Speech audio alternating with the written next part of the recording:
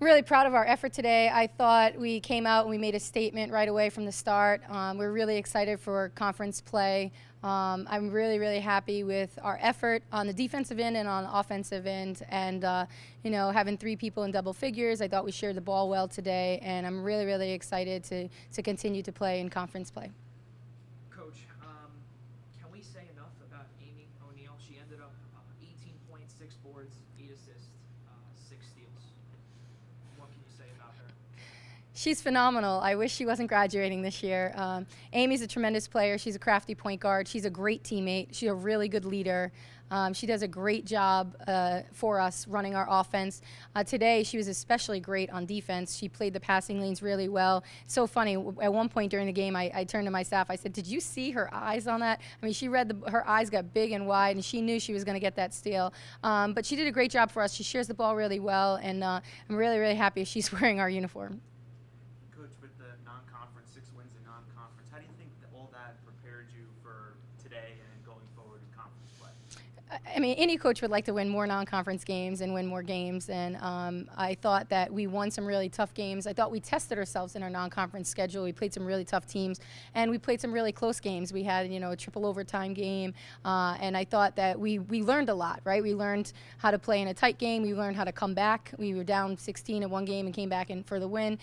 So I thought we tested ourselves. I thought we learned a lot about ourselves, and I told our kids, we're ready for anything that the conference throws at us. We're ready to play against a big team, a fast team, a pressing team, a team that can shoot the ball.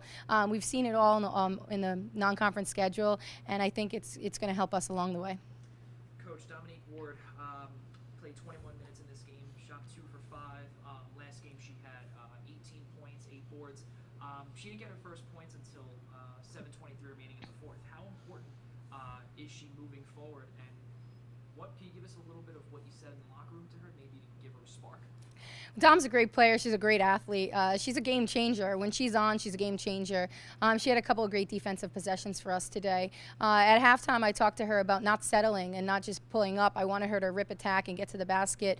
She's so quick. She's a great first step, and she was kind of settling and playing a little passive today. I want her to be more aggressive as the way Ebony played, and we did make note of that at halftime. But she's a game changer. We need Dom to play well in order to win in this league. And, as a coach, it's helpful when you know that on any given night you have 4 or 5 players that can reach double digits, and we really do have that.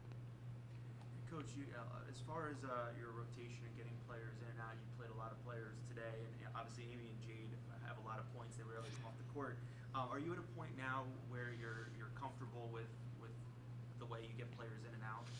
Yes, I mean, we sub, quite frequently when we need to. Obviously, offensive, defensive strategy. When we have fouls to give, we'll put our aggressive team in. We know we have fouls to give, so we go super hard, super aggressive. And if we pick up a foul along the way, doesn't hurt us, but those kids have done a great job getting some steals for us, especially end of quarter situations.